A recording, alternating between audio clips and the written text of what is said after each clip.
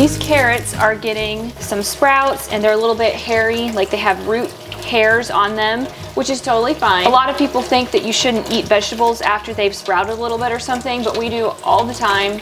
These carrots are 6 months old, which is just insane to me. I have a whole bunch of carrots yet down in the basement that need to get used up. And so I am going to lacto ferment some of these. We love dilly carrots, super, super easy. And it's a really easy way to use up a lot of carrots, and my children even like them, and they have lots of good bacteria for your gut as well. Even though these carrots have some sprouts and some roots growing on them, they're totally fine on the inside. You'd never know it.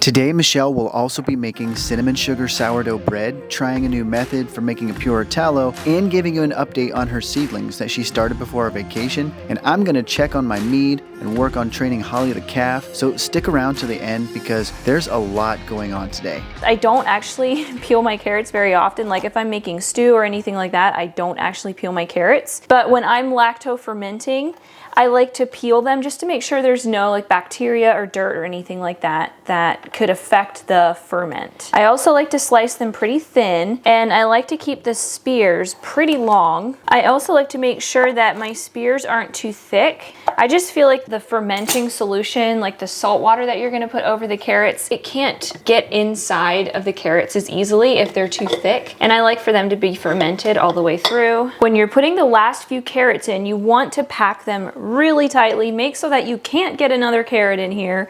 That makes so that your carrots won't float to the top, because if your carrots float above the salt water, they can get moldy. So I just like to pack it as tight as possible. That way nothing is going to shift in there.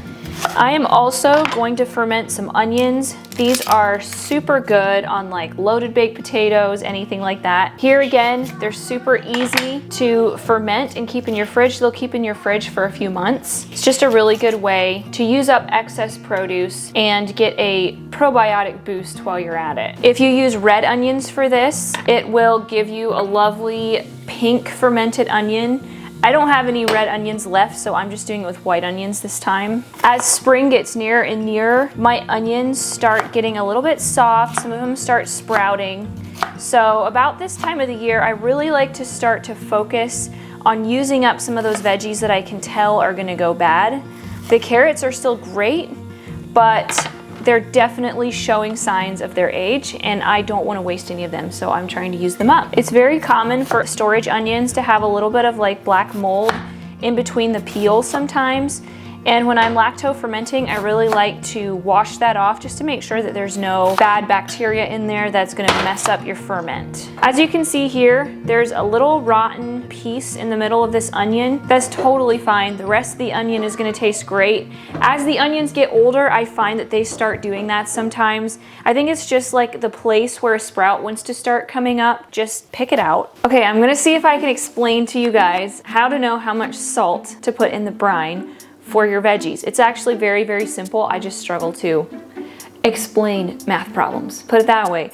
So what you're gonna do is you're gonna weigh your jar, and then I tare it, and then I put my jar with the veggies and the water on here, and whatever the weight is, you take that times 0.02, and that's how much salt you put in. Does that make sense?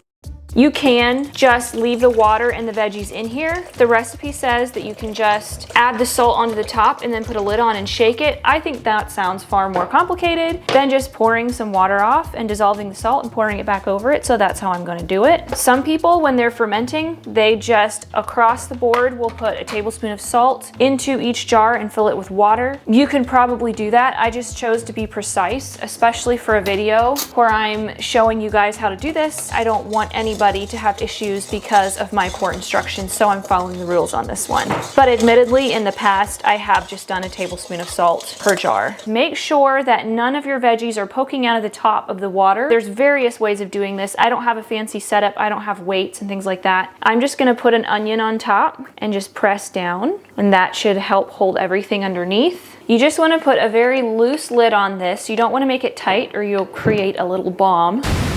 Sometimes as it ferments, the liquid will kind of bubble out a little bit, so it's nice to have it on a plate just so that it doesn't make a big mess. And you just set it on your counter. It can take up to like 4 days. It just depends on what you're fermenting. It depends on how soft the vegetable is. Carrots will take quite a while because they're so hard. Onions are probably not going to take quite as long. And also some people like them far more sour than other people. So you just have to kind of just feel it out. I'm gonna add some dill weed to the carrots. We love our dilly carrots. Over COVID, I did a lot of lacto fermentation just because I knew that it was good for our immune systems and things like that, but I kind of got away from it. Life got busy, and it's one of those things that I just kind of let slip. So I'm super excited to be bringing this back in. You're supposed to use filtered water for lacto fermentation. Whatever you do, never use chlorinated city water for fermentation. It will not work. I'm just using Berkey water. As you can see, there's no carrots at all poking their heads out of the top of the water here. So I'm not even gonna put a weight on top of this one because there's nothing poking up. I don't think I fully realized just how tired I was when we left for vacation. Over vacation, I kept like worrying like, oh, am I gonna be in the mood to cook when I get back home? But by the end of the week, I was so ready for simple food again. I was actually tired of eating out every evening. And I got home and I just have this fresh energy to make food and get things going. I baked sourdough bread yesterday, but I'm gonna mix up another 2 loaves this morning because we're kind of obsessed right now with cinnamon sugar bread. So I just take the sourdough loaf and put cinnamon sugar swirls in it, and it turns out so delicious. Being able to go on vacation and rest and recharge a little really was what we wanted, but you know, there was still a few things that we missed while we were gone. We missed having our healthy homegrown food every day. We missed our dog, and this might sound a little funny, but I think what I missed the most was sleeping in our own bed. I mean, you know how it is when you sleep in another bed somewhere, it just doesn't feel right. We've been sleeping on the Birch Luxe mattress for several months now, and we are truly in love with it. And a big thank you to Birch for sponsoring this video. This mattress is so comfortable, and we've been sleeping noticeably better on it than on our previous mattress, especially Michelle. She's always been a light sleeper, but ever since she started sleeping on this, she sleeps like a rock every night. We also love the fact that since we spend like 1/3 of our lives in our bed, this mattress is made with natural and organic materials, like no polyurethane foams or fiberglass, so we don't have to worry about breathing in any toxic off-gassing. They legit use organic wool instead of fiberglass like other companies do, since it's naturally flame resistant, and they use fair trade certified organic cotton. All around, it's healthier for us and for the earth that we are stewarding. Also, instead of picking up a mattress and like strapping it to the top of your car to bring it home, they offer free shipping in the US, and it just comes in a box. It's super easy to set up, but if that's even too much for you, they also offer in-home setup and removal of your old mattress just to make it as easy as possible for you. If you're at all looking for a new mattress, go to birchliving.com/morethanfarmers, and right now is the perfect time because they have their President's Day sale going right now. For a limited time, you get 25% off plus 2 free Eco Rest pillows. These things right here. You can also rest easy, like my pun, because you get a 100-night sleep trial plus a 25-year warranty. I just make my normal sourdough bread just the exact same way as I normally would. And then when I'm ready to shape it, I just add in layers of cinnamon sugar, and it swirls throughout the loaf then when you cut it in half after it's baked. It's so good. It's really good. My sourdough starter was feeling a little bit tired as well from being in the refrigerator for a week, but even just feeding it twice, it's like up and running again. It's very happy.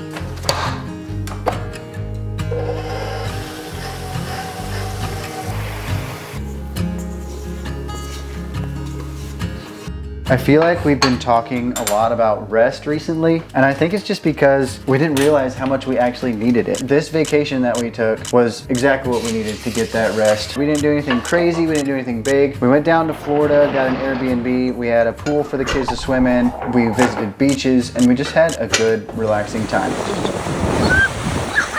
And now we're back, and we're really excited to get going again. We've got little projects going on today. Michelle did the lacto fermenting. She's making bread. We're about to render some tallow. I want to give you an update on some seedlings, homeschool update on our calf, and we're just really excited for what's happening right now at home and also for what's coming as spring is coming on. And so I hope we can be done talking quite so much about rest, and we'll be excited for what's coming, and I hope our excitement is infectious. I don't remember where I got this. I think it was maybe at a garage sale or something, and it was super cheap. It was missing a handle, so I rigged one up. It's a little flimsy, but it works. We have tons of suet in our freezer from when we butchered our last beef, and I haven't had the time to get it out and render it. We ran out of tallow quite a few months ago, maybe 2 months ago or something, and I keep wanting to get it rendered and I just don't get it done. So I've been using coconut oil, but I'm excited to use tallow again. I also am really enjoying some tallow skincare products. I can't use it on my face. It does not work on my face. It breaks me out so bad, and my naturopath told me it's just way too heavy. I know there's so many testimonials out there of it working for women who have acne and stuff. It just doesn't work for me. And so, but I really enjoy it like on my arms and my legs, especially in the winter when it's really dry. I actually got a 2-ounce bottle from a really great company, but it was $50, and I cannot spend that much on tallow balm. I mean, literally all that it is tallow and a few essential oils. And so I would like to whip up some tallow and make my own body butter. And I would also sometime really love to make some soap. I know that's easy too. It's just one of those things that with homeschooling and younger kids, I haven't gotten it done yet. Best thing for this would be able to actually mount it on something with bolts. Clamping it down works pretty good. Some of that first stuff we're just gonna throw away just in case there's any bacterias left in them holes. All right, let's go. We're just grinding this tallow finer because it melts so much better. The other time I cut it into chunks and I felt like I needed to have like a higher heat to really speed up the process to like melt the chunks. And I'm also going to be trying a bit of a different method, just a little experiment. I don't mind the tallow that has more odor for cooking and things like that, but for skincare, I don't want to smell like a steak. So. I don't know, it might be kind of attractive. Cody might like if I smell like a steak. All done.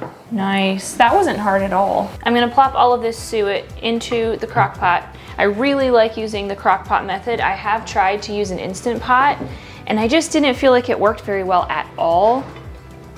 I'm going to use Bumblebee Apothecary's method of rendering tallow. She just uses water and salt. She says the water makes so that there's for sure no like browning or sticking or anything on the bottom of the pot.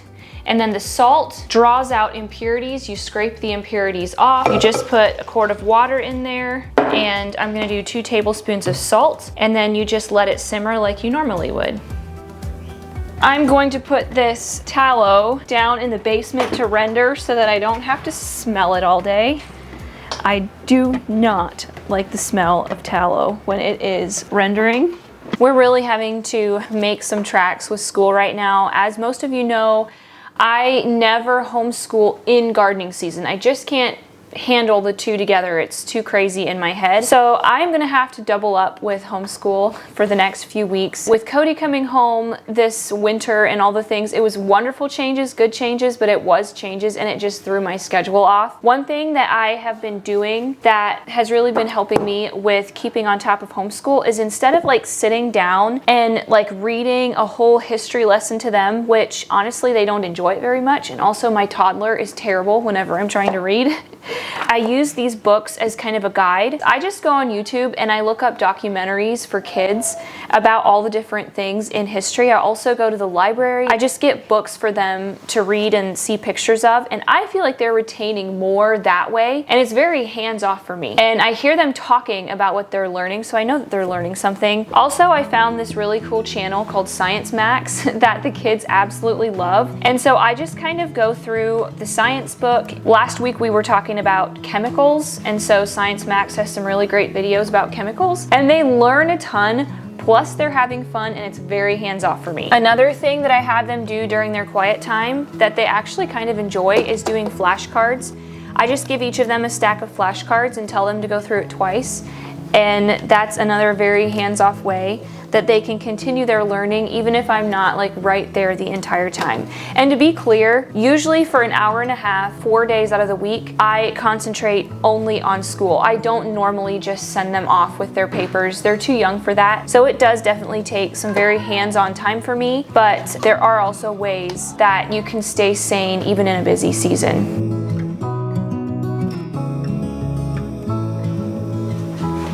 This tallow is already rendered. I was so amazed. I went down in the basement like I think it's only been 2 hours since I put it down there and it's already rendered.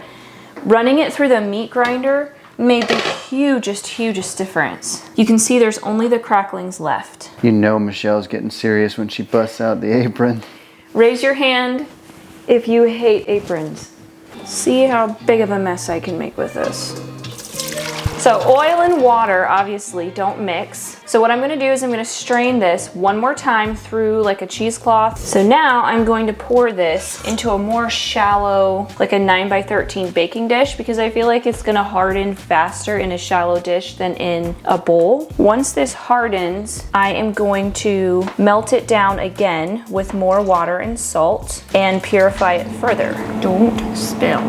A bowl would have been easier. That's okay. Also want to do a checkup on my meat here. I very carefully brought it up from the basement to do a reading on it. It's been about 5 weeks. So according to the video I watched, it's probably not done yet, but I want to take a reading, see what the alcohol percentage is, and then gonna probably put it back down there and then let it sit for another week and take another reading, and that'll tell us if it's done or not, if the reading doesn't change. Moving it is like kind of stirred things up, but it is definitely not near as much activity as it was. Smells pretty good.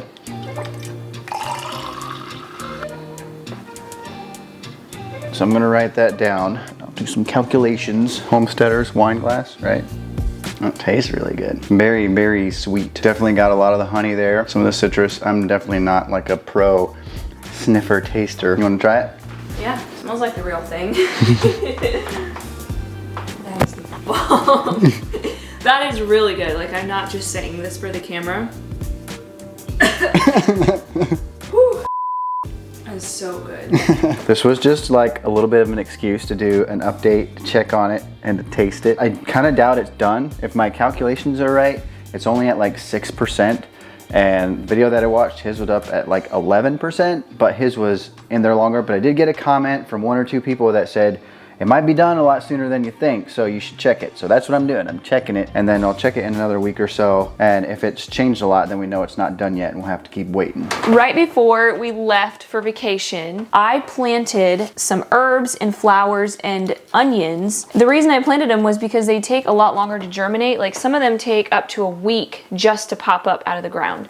And so I planted them, and sure enough, when we got home, the calendula flowers had just germinated and the onions were just starting to pop up. Since then, the chamomile is popping up, as well as the oregano. Coming home from vacation and seeing some of these seeds germinating just got me all excited about spring. I'm still in winter mode, but this is like starting to bring me out of winter mode. And actually, in Florida, we walked past a community garden, and it was actually a community garden that appeared to have people who knew how to garden and were really good at it. It was beautiful, and I just like felt, I feel in need of the gardening therapy again. Once these onions are tall enough that they start touching the top, I'll probably just cut these lids off. I think I'm just gonna leave them in here. You can see here they're looking super good. These are Patterson onions. This year I'm gonna try bottom watering my seedlings. I don't know why I've never thought of that before. I heard about it recently on a podcast and I was like, that's so easy. So I have them in a tray here, and last night I just poured like 1 inch of water in here, left it set in there for half an hour or so. And this morning they're nice and damp. And it's such a gentle way of watering. So I think I'll be doing that with all of my seedlings this year. I could tell that Holly was even a little bigger when I got back. And I have been tying her up while I milk Maddie, and that's helping her to like calm down, be okay with having her tied and everything. But she needs some practice in being led around. Oh girl, stay up there. This is something totally new for her. We should have been practicing this a long time ago, but just didn't really get it done. The goal is to get her nice and tame and be able to lead her around so that she can be somebody else's family milk cow in the future. And I had been thinking of keeping her, but I'm pretty sure I'm gonna sell her now, and I'll tell you why in a second. Good girl, come on. Come on. There we go. This first round, I think she'll just need to get used to being on the rope like this. We're not gonna get very far this time, but she'll at least kind of get used to it. Having her tied up while Maddie's being milked has really helped keep her calm. I mean, that's a lot of it right there. Just having her calm and able to be pet and everything. That's a long way towards her being ready to be milked someday. So like I had said, we've been considering keeping her to raise her to replace Maddie in a few years, but pretty sure we're gonna sell her now because we're not quite sure what we're planning to do now. Like we talked about in an earlier video, we're considering getting goats for milk. Can't hardly even believe I'm saying this. I'm thinking about getting goats. And actually now we're considering getting sheep. There's some things that we've heard and read. Sheep milk is higher in a lot of nutrients. It's also easier to digest than even goat's milk. And it's also supposedly tastes really good. And a lot of people like it a lot better than goat's milk. So whether we get goats or sheep, we're not sure what that means then for a cow. It would be really hard on me to not have a milk cow. I love the milk cow. It's my favorite thing on our homestead. But if we do end up getting goats or sheep and that milk actually works out better for Michelle and Tirza to digest easier, then I'm not sure if there would be enough of a point in keeping both. We're gonna end up selling her. She'll be a future family milk cow for somebody else. It's also really exciting to me to pass on a heifer like this because I know that it was raised really well. I know that it comes from a good cow and that it will set somebody else up for success on their homestead. By the way, a lot of people ask where I get these halters that fit the smaller calves. I don't remember, it was either Tractor Supply or Rural King. I got them there. There's some options online. If I can find something, I'll drop a link in the description for them, but otherwise just check one of those farm stores. They might have something for calves, and they have them in like usually small, medium, large. I just had to get all 3 sizes because they grow out of them really fast. She's on the 2nd size now. Come on. Stop. All right, Michelle's on a walk right now. As soon as she gets back, it's time for my daily run. I have kept up with that every day. I'm on day like 56 or something like that today. Here comes Michelle. And now it's my turn to go. This weather is absolutely perfect for running. It's actually kind of crazy. It's like in the 40s, but it's sunny, so I can wear shorts and it feels really good. And when we left Florida, it was like 80 degrees. And when we got into the airport in Ohio, it was like 17 degrees and there was like 4 or 5 inches of snow on the ground. Now it's in the 40s. All the snow is melting. Welcome to Ohio. Just got back from my walk and my tallow is hard. It's so cool. Like the water just separates and you've got this perfect block of tallow. So I think I'm just gonna dump the water off and then flip it out onto a cutting board. And then on the bottom of the cake of tallow, supposedly there's a brown layer. We shall see. There's nothing there.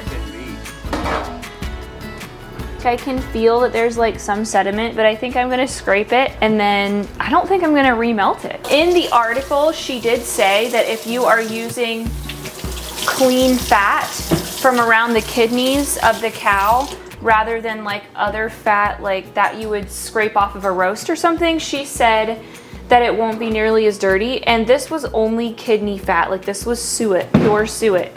So I guess maybe it just didn't need purifying. I mean, it looks perfect. The water that came off was very brown, but I am very pleased with this. Cannot smell it at all. I'm going to dry this off very gently and then I'm gonna leave it out to dry completely. She said you wanna have airflow around it until it's completely dry, just to make sure that there's no water that could cause mold or bacteria. I'm very thrilled. I feel like this was a perfect success. This cinnamon sugar bread is truly nothing like terribly complicated.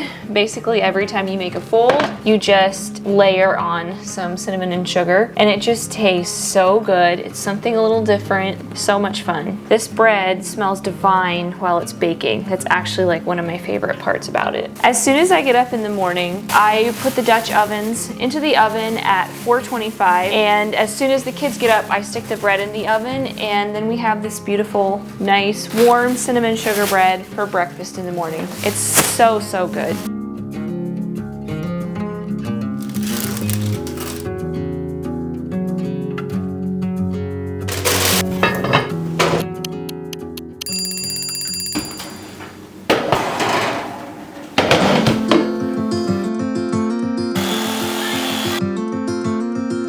If you missed our video from earlier this winter when I started my mead and Michelle gave out her full sourdough bread recipe, you're definitely gonna wanna watch that one next. You don't wanna miss out on that, so click on it right here. It's so good. Now I just need a glass of milk. Right now is a perfect time because they had their President's sale going right President sale. Sale on presidents.